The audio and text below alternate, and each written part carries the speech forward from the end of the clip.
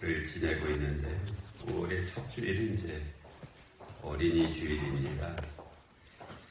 어린아이들이 내게 오는 것을 용납하고 금하지 말라 하시면서 하나님의 나라는 이런 자의 것이니라 하신 말씀을 기억하면서 어린아이들을 기리는 그런 주일로 5월 첫 주를 지내고 있습니다.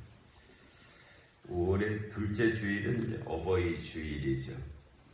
하나님께서 시내산에서 십계명을 돌판에 새겨주실 때 다섯 번째 계명이자 약속 있는 첫 계명으로 네 부모를 공경하라 하셨습니다. 그러니까 네 자녀를 사랑하라 이렇게 말씀하신 것이 아니고요. 네 부모를 공경하라 하신 종교가 이 기독교입니다. 5월 셋째 주, 우리가 지금 5월 셋째 주일인데 교회 교육 주일로 우리 총회에서 지내고 있습니다.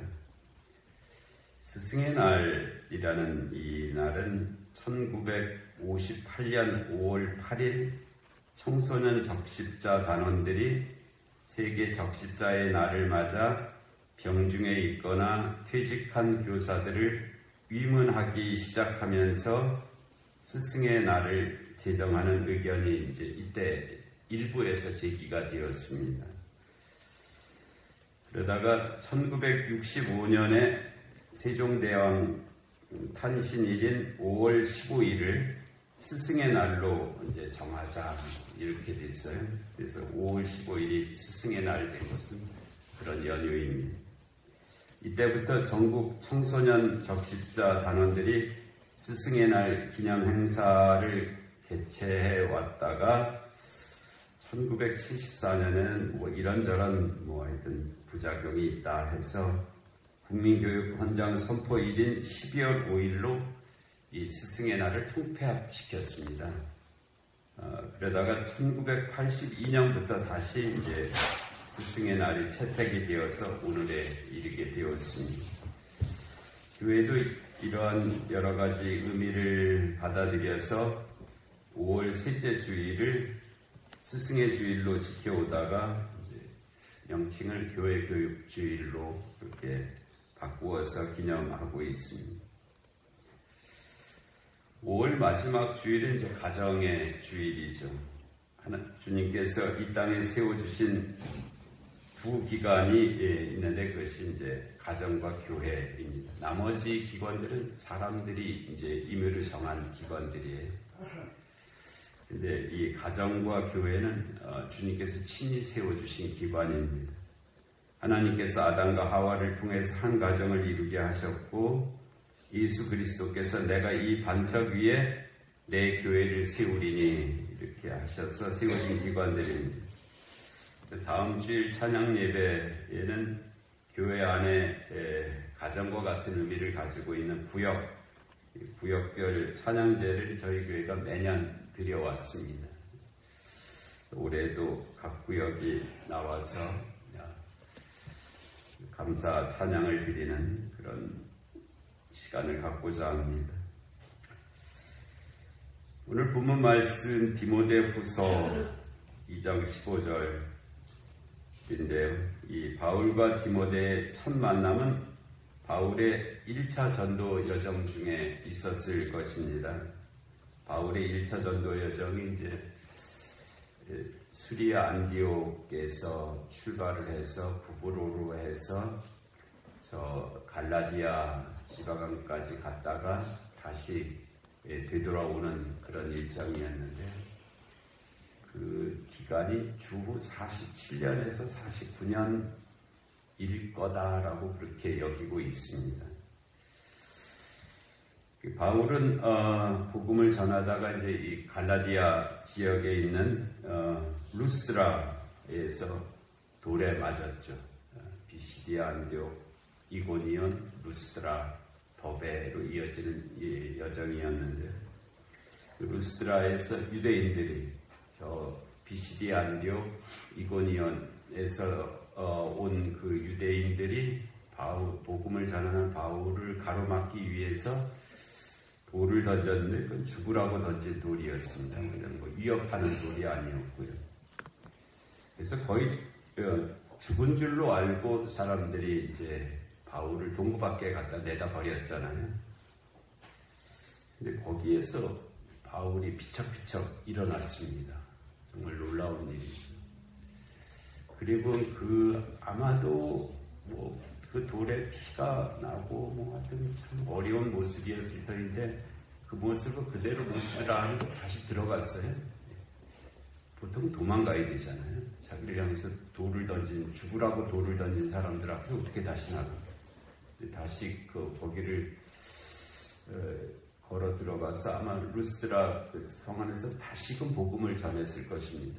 그리고는 나와서 그 이웃 도시인 더베까지 가서 이제 복음을 전하고, 그리고 더베에서 다시 돌아오면서 루스드라 또 들렸고요. 이고니온 들렸고, 비시디 안디옥 들렸고, 밤빌리아로 해서 그렇게 이제 그 수리아 안디옥으로 돌아왔는데요.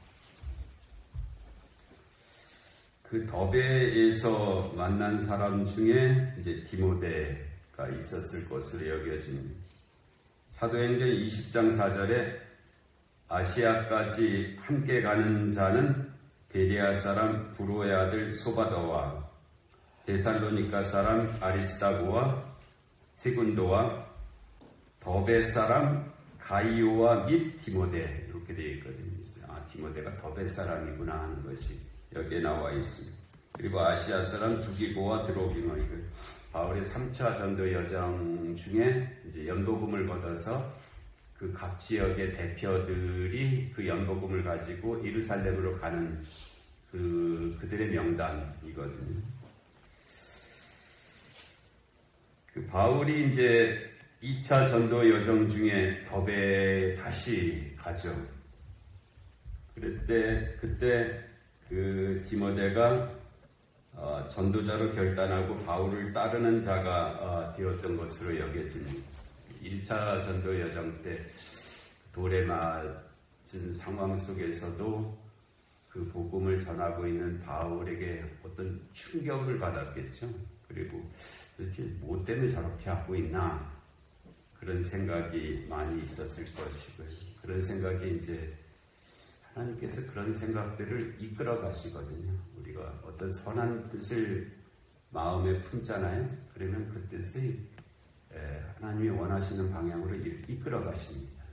그것이 우리 마음에 못된 마음을 품잖아요. 마귀가 이끌어 갑니다.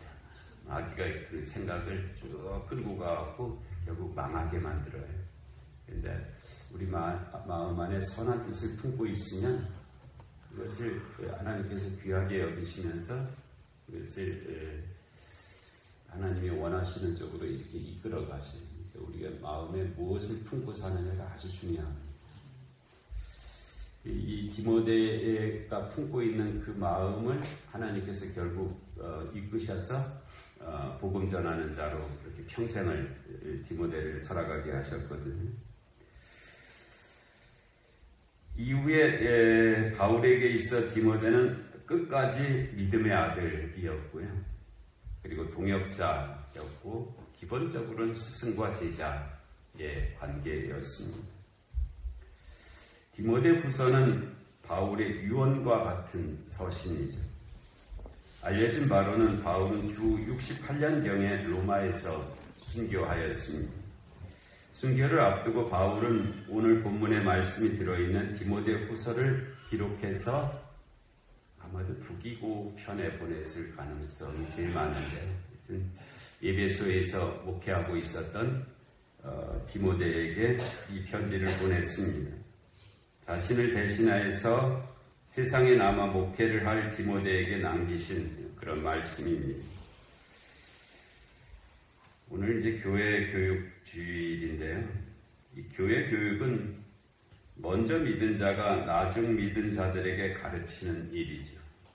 물론 교육은 모든 어떤 특정한 사람들이 좀 담당하는 그런 성격도 있지만 기본적으로는 먼저 믿은 자가, 먼저 된 자가 나중 된 자에게 전해주는 그 전체가 다 교육입니다. 그래서 교사라는 직분을 받은 자만이 아니라 모든 믿는 자들이 누구도 의뢰 없이 감당해야 될 일이고요. 나는 아니야 라고 해서 부정되는 일이 아닙니다. 왜냐하면 나중 믿은 자들이 먼저 믿은 자들을 누굴 구분하고 보는 게 아니고요. 다 보거든요. 교회 안에 먼저 믿은 자들을 다 보면서 그거를 따라 배운다면, 그러니까 교사는 내가 하고 싶다고 또는 하기 싫다고 그것을 하게 되고 하지 않게 되고 하는 일이 아닙니다.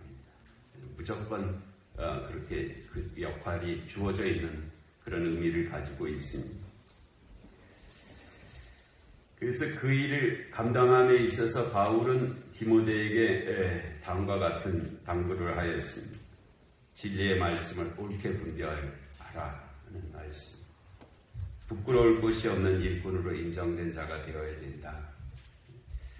그리고 자신을 하나님 앞에 드리기를 힘쓰라. 이것이 이제 바울이 디모데에게 당부하는 그런 말씀.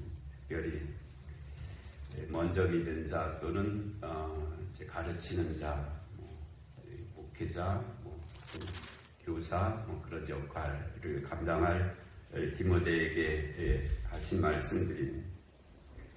그래서 우리들도 그 한 부분을 감당을 하고 있잖아요. 적어도 우리는 나중 믿는 자들에게, 이제 믿으려고 하는 자들에게 먼저 믿은 자잖아요. 그래서 첫 번째가 진리의 말씀을 옳게 분별해야 된다 하는 말씀을 하셨습니다. 진리의 말씀이 이제 성경이잖아요. 성경을 옳게 분별해야 된다. 도대체 우리 앞에 이제 성경이 있는데 이게 도대체 무슨 책이냐? 이 책의 의미가 뭐냐? 이것을 우리가 바로 알고 바로 이제 믿어야 되겠죠. 그렇죠? 성경이 도대체 뭐냐? 저는 저 나름대로는 하여튼 그렇게 정리를 했습니다. 하나님께서 내게 주신 사랑의 편지, 그게 성경이다. 다른 정의가 많이 있습니다만, 그리고 그 성경 안에 이제 구약과 신약으로 나눠지잖아요. 그래서 어떤 처음 믿는 자가 와서 이 구약이 도대체 무슨 뜻이냐라고 물어본다면, 신약은 도대체 무슨 뜻이냐라고 물어본다면 거기에 대해서 대답할 말이 우리 안에 정리되어 있어야 하겠다 하는 것입니다. 또 구약을 읽다 보면 여호와 하나님이라는 말이 아주 자주 나오는데 도대체 여호와 하나님이 무슨 뜻이냐? 라고 했을 때 거기에 대해서 설명해 줄 수 있어야 된다는 말씀입니다. 신약을 읽다 보면 예수 그리스도라는 말이 자주 나오는데 예수 그리스도가 도대체 무슨 뜻이냐? 라고 말을 할 때 거기에 대해서 대답해 줄 수 있어야 한다는 것이죠.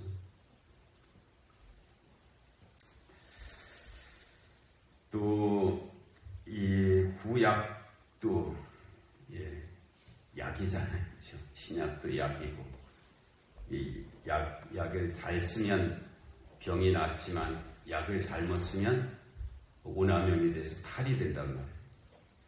그래서 이 구약 신약의 말씀을 우리가 잘 분별해서 적절한 상황에 맞는 말씀으로 권면할 수 있어야 된다는 것이 진리의 말씀을 옳게 분별하는 것이죠. 그런 것들이 갖추어질 수 있도록 그렇게 해야 된다 하는 그런 말씀이기도 합니다. 모든 성경은 하나님의 감동으로 된 것이라 라고 말씀을 하셨어요. 그때 그 모든 성경, 구약 성경을 가리키는 말입니다. 신약은 아직 기록되어 있지 않았던 때거든요. 그렇지만 이제 모든 성경 안에 구약뿐만 아니라 신약도 당연히 포함된 그런 말씀이죠. 성경이 하나님의 감동으로 된 것이구나 하는 것. 그래서 그 성경을 우선은 많이 읽어야죠. 그렇죠? 성경 한 번도 안 읽고 뭐를 하기는 좀 꺼려지는 면이 있잖아요. 우선은 성경을 많이 읽어야 될 것이고요. 그 다음에 이제 듣고, 이것은 성경 말씀을 자기가 뭐 어떤 기기를 통해서 듣는다든지 아니면 남이 하는 성경 말씀을 듣는다든지 하는 이 모든 성경에 관한 말씀들을 이제 듣는 것에 해당하는 거죠.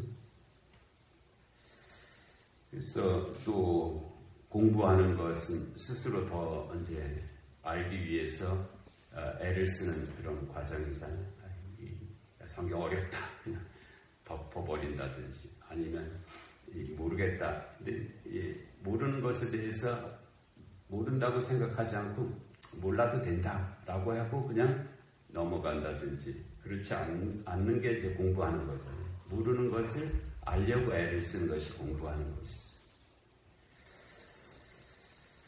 그리고 묵상하는 일이죠.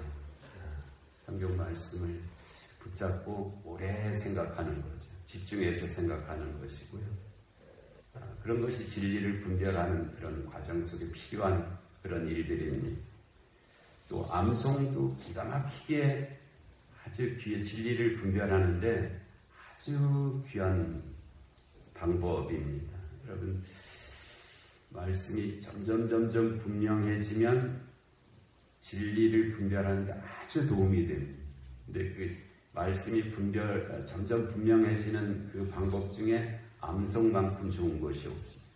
암송은 진리의 말씀을 분별하는데 아주 좋은 방법입니다. 그래서 내가 암송하는 구절이 몇 개나 되나? 한 3개는 되나? 한 10개는 되나? 저희 신학교 입학고사 할 때 필수 성경 암송 구절 300개 쭉 300개 죽어라고 외웠어요. 그때 외우는 것이 많이 도움이 되기도 했었습니다. 그리고 이제 또 근래에 쓰는 것도 진리의 말씀을 분별하는데 아주 도움이 됩니다. 정말 읽고 듣기만 했을 때는 알지 못했던 부분들이 또 쓰는 과정을 통해서 이게 이루어지는 면이 있거든요. 이번 임직 받으시는 분들 임직 선물이 성경 필사노트였습니다. 이만큼 듣고 전에 뭐가 들었나 했으면 그게 황금이 들은 게 아니고요. 성경 필사노트 이만큼 사드렸습니다. 그것도 한 번씩 다들 쓰시라고 그렇게 했는데 일단 그런 과정을 통해서 성령님의 인도하심을 받으셔서 진리의 말씀을 옳게 분별하시기 바랍니다.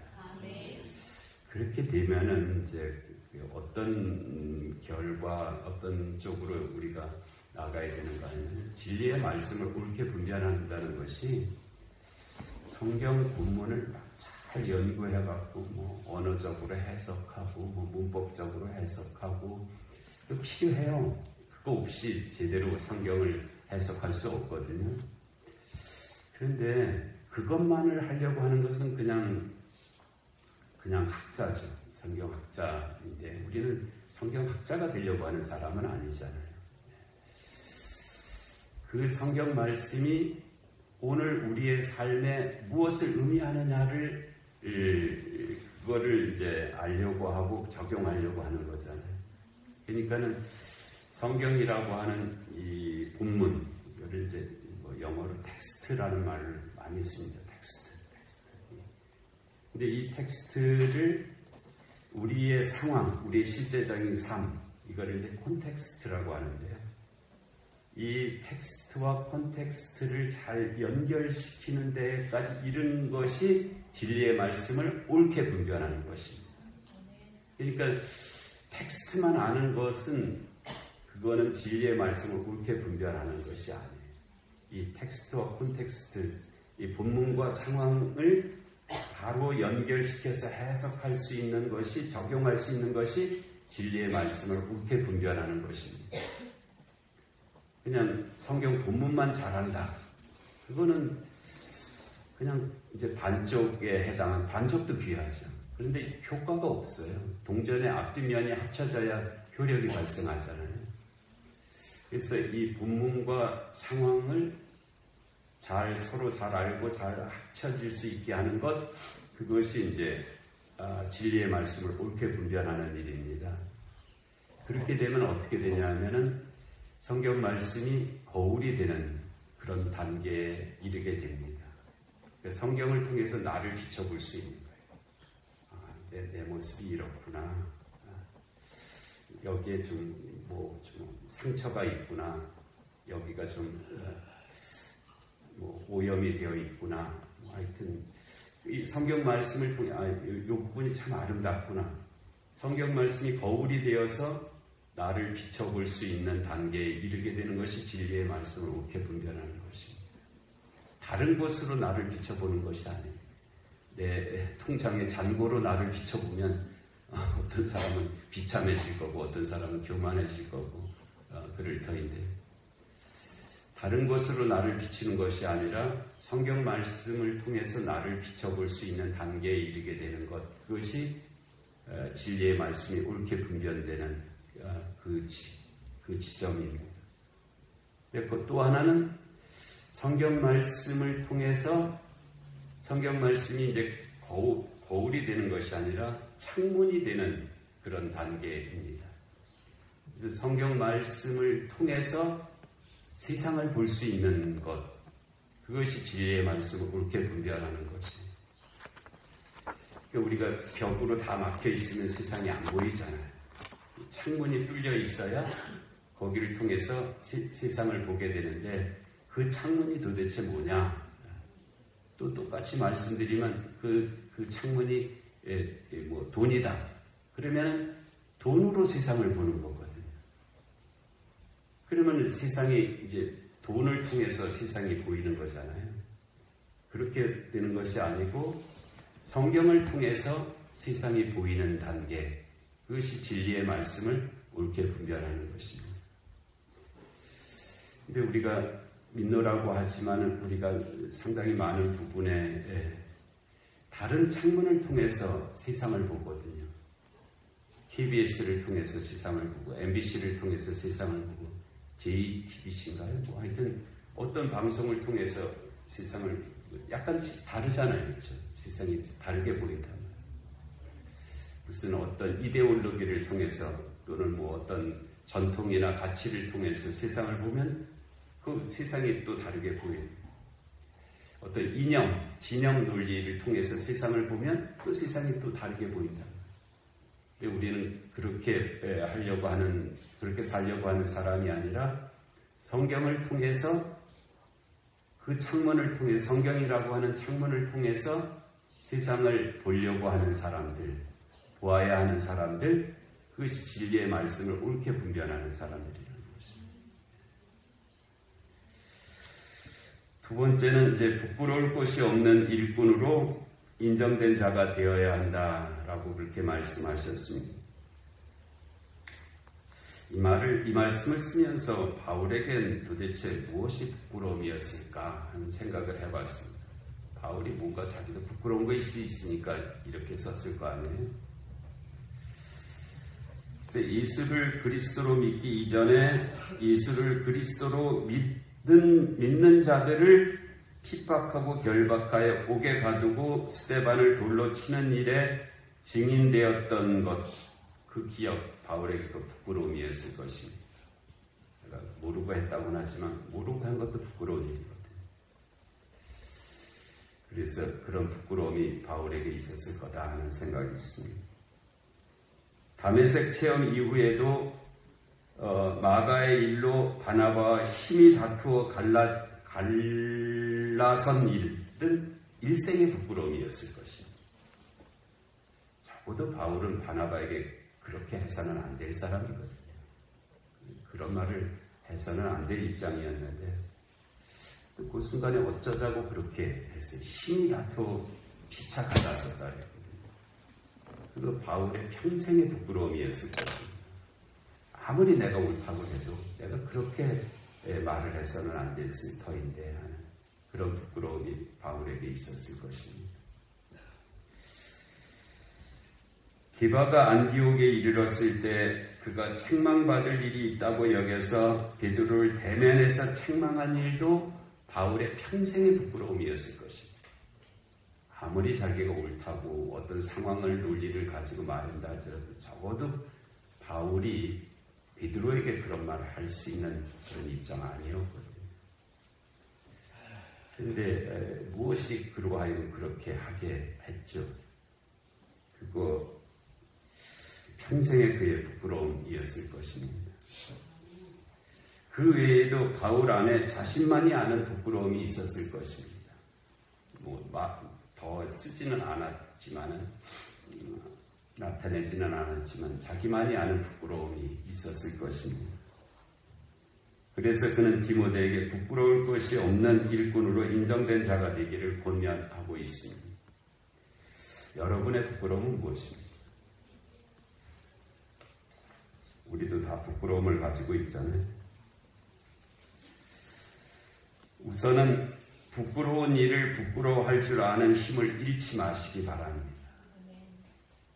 어느 순간이 되면 부끄러운 일을 더 이상 부끄러워하지 아니하고 오히려 그것이 뭐 하면서 또 그거를 타당한 일로, 당연한 일로 그렇게 주장하는 단계에 이르게 됩니다.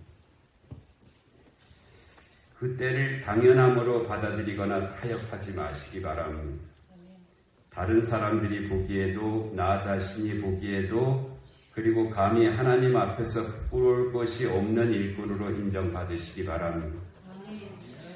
이는 부끄러운 것이 전혀 없다는 것을 의미하지 않습니다. 그런 사람 없거든요. 그런 것을 목표로 하지도 않습니다. 그렇게 못 살거든요, 우리가. 무슨 뜻이냐 하면 부끄러운 것을 줄여나가야 한다는 것입니다. 그러면 나 자신에게도 다른 사람에게도 하나님 앞에서도 부끄러울 것이 없는 자로 인정을 받게 되는 것입니다. 잘못한 일을 잘못했다 인정하시기 바랍니다. 그리고 잘못을 반복하지 마시기 바랍니다. 좌로나 우로나 치우치지 마시고, 그리고 이 부끄러울 것이 없는 길로 가는 이 길을 멈추지도 마시고, 또 뭐 그런 사람 거의 없겠지만 주님보다 앞서지도 마시고, 끝까지 지근거리에서 주님을 따르고 닮아가시는 성도님들 되시기 바랍니다. 이것이 먼저 믿은 그리고 가르치는 자의 자세이어야 할 것입니다. 세 번째는 자신을 하나님 앞에 드리기를 힘쓰시기 바랍니다. 오늘 그렇게 말씀하시잖아요. 이게 좀 이제까지는 제가 이렇게 표현하지 못했던 말씀이긴 합니다만, 헌금 많이 하시면서 신앙생활 하시기 바랍니다. 내가 나를 하나님 앞에 드리는 가장 직접적이고 실제적인 일을 헌금하는 일입니다. 이 절대량은 다를 수가 있습니다. 어떤 사람에게는 이만큼이 많을 수도 있고 어떤 사람에게는 이만큼도 작을 수가 있어요. 상대적이죠. 그렇지만 이런저런 헌금 많이 하시면서 살아가시기 바랍니다.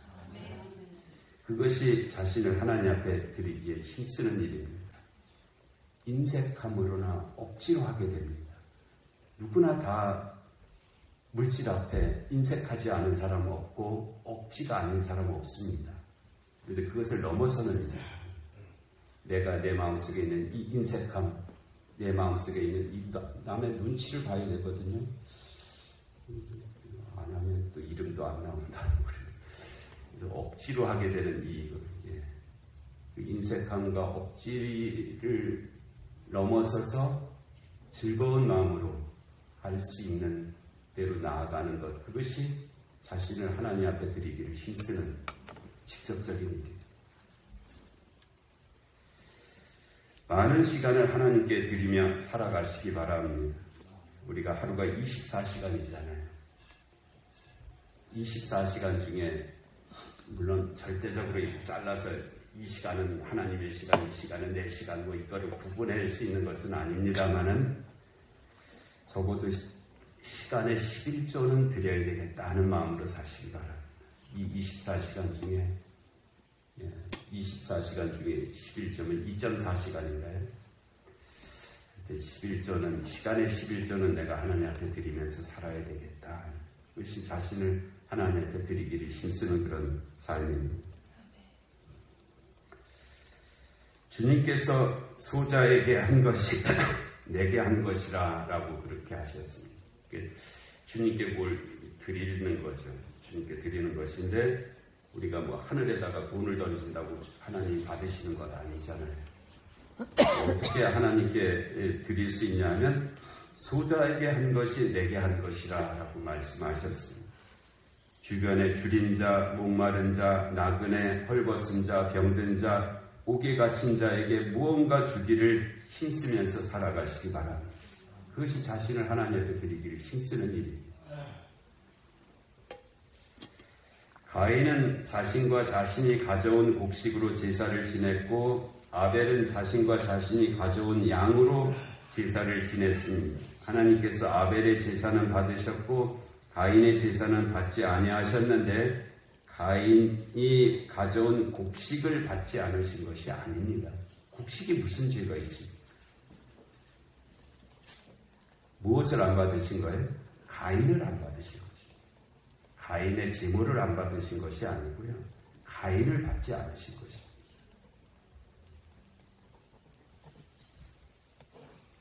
아벨이 가져온 양을 받으신 것이 아니고요. 아벨을 받으신 것입니다. 성도 여러분이 가지고 있는 것을 드려야 하겠지만 여러분 자신을 하나님 앞에 드리기를 힘쓰시기 바랍니다. 그런데 받을 만한 것이냐가 중요합니다. 가인을 받지 않으셨잖아요. 교회 앞에 와서 앉아서 예배를 드린다고 예배를 드리는 것이 아니라는 것입니다. 받을 만한 자는, 예배를 받을 만한 자는 그것을 말씀하시고 이것이 부정적으로 드리는 말씀이 아니고요. 정말 내가 예배자로서 내 예배를 하나님이 받으실 만한 예배자로 지금 여기에 있느냐 하는 그 문제입니다.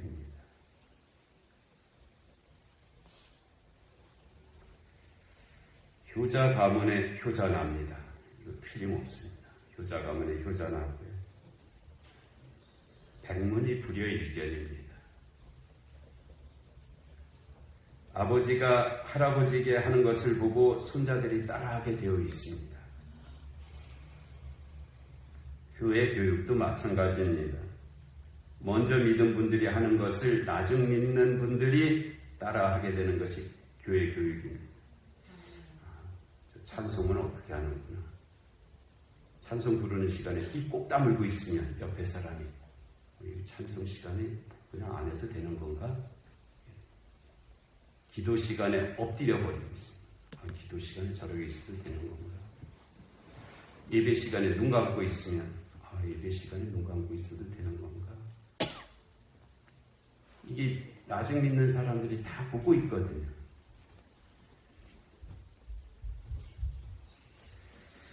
그래서 먼저 믿은 자들이 어떻게 하느냐가 그게 교육이죠. 백문이 불여일견. 아무리 말을 귀에다가 말을 해도 소용이 없습니다. 본대로 하거든요. 경건에 이르도록 네 자신을 연단하라라고 디모데전서 4장 7절에서 말씀하셨는데 경건은 예수 그리스도를 닮아감입니다. 닮아감. 이게 경건입니다. 우리 먼저 믿은 자들이 다 나중 믿은 자들에게 교회에서 교사의 역할을 감당해야 하는 일이나 그 중에서 특히 아이들에게 예수 그리스도를 닮게 하기 위하여 우리 대신 수고하는 이들이 교회 학교 교사들입니다. 교회 교육 주간을 맞이해서 먼저 믿은 우리 자신이 다시금 결단하여 좋은 교사들이 되시기를 바랍니다. 그리고 아이들을 위해서 헌신하시는 교사들을 알아주시고 격려하시며 중보기도해 주시기를 바랍니다. 주님의 은총이 함께 하시는 줄로 믿습니다. 은혜로우신 하나님 아버지, 교회 교육 주간을 저에게 허락하시고 바울이 디모데에게 권면하시는 말씀을 저희들이 다시금 듣습니다. 하나님 이 말씀이 들려지게 하시고 또 저희들도 좋은 교사 먼저 믿은 자들이 다 되게 하여 주시옵소서. 예수님의 이름으로 기도하옵나이다. 아멘.